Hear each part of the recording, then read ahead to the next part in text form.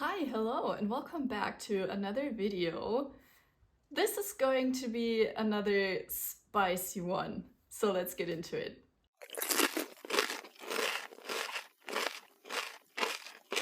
I have a lot of opinions. Also, I feel like I'm kind of late to this trend, but I felt like I had to let my thoughts ferment for a bit so that I can actually have something interesting to say. So, number one of the propaganda that I'm not falling for is perfectionism, or only perfect outcomes can be celebrated. I have 2 points to make in regard to this. The first point is this is knitting, this is our hobby. Knitting exists in the form of textiles. You make stitches out of string, and then these stitches out of string make sacks of string that you put onto your body. If there is a mistake in your sweater, nobody's gonna die, nobody's gonna suffer. There's not gonna be any big catastrophe happening if you make one mistake in your colorwork sweater or if you cable the wrong way. I'm going to hold your perfectly manicured hand as I say this. You are afraid of making a decision that has no consequences in real life whatsoever, and that is kind of embarrassing. But just to be clear, I do not mean any offense to anybody who considers themselves a perfectionist. I have put a few questions on my Instagram stories to gather a few more opinions by people who do consider themselves perfectionists, because I clearly do not. But where I'm coming from is that I have been forced to work together with some very strong perfectionistic tendency people, and they have made me suffer. I have suffered at the hands of their perfectionism, and I think that is not okay. You can make the decision to be a perfectionist for yourself, but keep other people out of it. If anybody else is happy with an imperfect outcome, then that is their issue, not yours. Leave other people alone. And the second point I want to make in regards to perfectionism: nothing in this world is perfect and nothing needs to be. Like, nature is imperfect. You can theoretically build a perfect machine in the sense that, like, every part is shaped perfectly, but is it gonna be perfect in the sense that it always works, that it never has to be maintained? No. Real life is gonna get in the way, the real world is gonna get in the way, things are gonna happen and are gonna make stuff imperfect. So I would argue it's pretty much impossible to make something perfect, and the thing that could be perfect for you could be totally not perfect for anybody else. So something being perfect is also a matter of personal perspective. And that actually, like, making imperfect things brings me to my next point. I will not be falling for store-bought aesthetics. So I often heard people say that they want their knits to look store-bought. And actually, I've never encountered anyone who has elaborated more on this. So if you are someone who strives to make their things look store-bought, please let me know in the comments what exactly your intention is, because I, as a non-perfectionist, I've never been able to wrap my head around it for reasons I'm going to explain right now. So, number one, which stores are we talking about? Are we talking about like the highest tier premium luxury stores that there are, and you want your knits to look like they came from there? Then I think that's a good goal to have. Like, making something as good as you can and making it last and just giving it this feel of like luxury. I think that's a very nice feeling to have when you wear your knits. But like, if there's not any story in particular that you have in mind when you say this. Like, do you want your stuff to look like it's made by Temu? Is that what we're going for? I highly doubt that is anyone's goal. I would love to be enlightened on this. And the second, more important to me, point is when I hear store-bought, I hear machine-made and I hear soulless. So a machine, also AI, is pretty much always gonna generate perfect outcomes in the way that there's no mistakes, but the whole thing might not fit the application case that you're imagining, if you get where I'm coming from. And to also connect this to the perfectionism point, us as humans are the only beings in this world that have the agency and the capacity to consciously decide to produce something imperfect on purpose also. So why would you want to take away that aspect of humanity? Like art pretty much always is imperfect. If it's perfect, it's not art. Watch the artist come for me.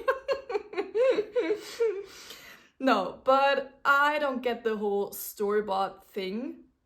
And my problem, actually, the reason why I started knitting and sewing, when I go to a store, I never find anything I like. So why would I want my things to look store-bought?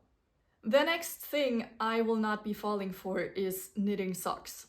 I have fallen for this in the past, and I think knitting socks is a very great thing to do in general. I envy everyone who has fun knitting socks. It's just I have a very particular problem pertaining to socks. Number one, I don't like the feel of knitting them. I don't like magic loop. Like, I don't hate it. I am gonna do it if it's necessary, but I wouldn't put myself through an entire project just doing magic loop. I have bought some of the tiny circulars and I hate knitting with them because you don't have a very big thing between your fingers. And when I knit, I kind of rest the back part of my hand on the knitting needle, and then I use my thumb and my forefinger to do all the knitting. And if there's no back of the needle to rest my hands on, that is pretty uncomfortable for me. So small circulars are just too small for me and it's not fun. I've never tried DPNs, but I could imagine that being similar to magic loop in the sense that it just disrupts your flow. And also they're gonna slide out much more easily. So number one, I do not enjoy the experience of knitting socks. And number two, I don't like wearing knitted socks. It gives me sensory issues. I have quite a few pairs of knitted socks and I do enjoy wearing them over my cotton socks. So one thing about me, I don't know whether there's anybody else out there who feels this way. I cannot take receiving sensory input through my feet. I cannot have my feet touched. I've never gotten a pedicure in my life. Like when I cut my toenails so they're not gonna fall off when I run a 10K, it makes me cringe. Not because in a cognitive way I don't want to touch my feet because I find them disgusting or anything. I couldn't care less about that.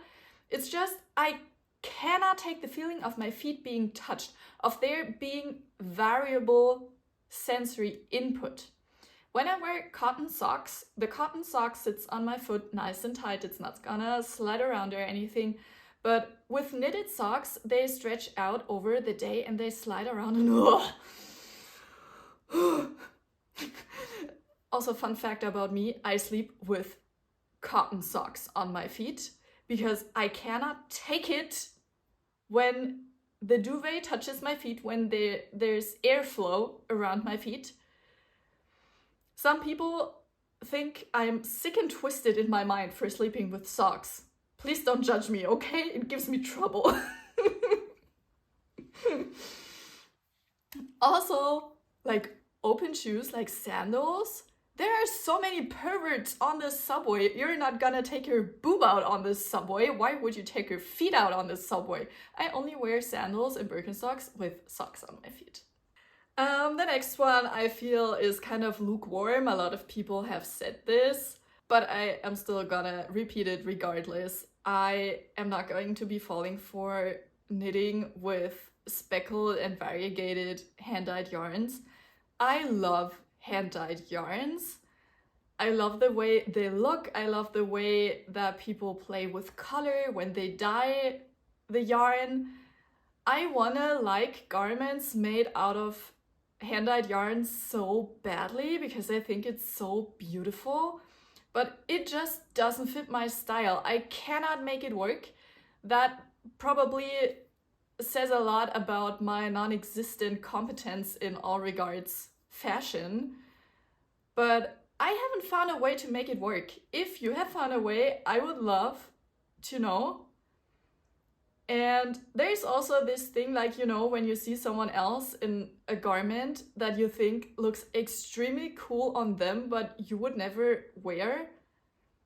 That is me with items out of hand-dyed yarn. And I do buy hand-dyed yarn when I can. Unicolor skeins like solids or something with like very subtle color variation. And I think if I were enjoying knitting socks, I could buy all of the beautiful sock yarns that are hand-dyed, but I don't think I will do that, which is very sad. It makes me sad. Yeah, in summary, I'm just not competent enough to style hand-dyed yarns in a way that don't make me look like a clown. No offense to any clowns watching. I will not be falling for soft yarns. Again, I feel like this is a very specific issue. First of all, blown yarns, they give me the ick. I cannot stand them. Like, I understand they're light, they're airy, they are very soft for people who have sensitive skin or sensory issues. That is wonderful. Please keep using blown yarns. But to me, like, it weighs nothing. Like, there's nothing of substance that you put on your body. It's just like this, like, wisp of air. And I'm not here for that. I want something of substance. I want something that has a bit of weight. And what I enjoy about scratchy yarns is that they feel durable and not sticky. I have one sweater that I knit with La Mana Como, which is a very soft yarn. It almost feels like cashmere adjacent. I also have a cashmere scarf. And they feel sticky, like they stick to my skin when I sweat, and I sweat quite often.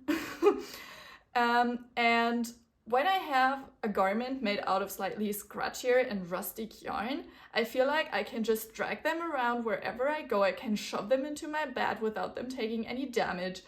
I can just put them on and be sweaty without it sticking to my body.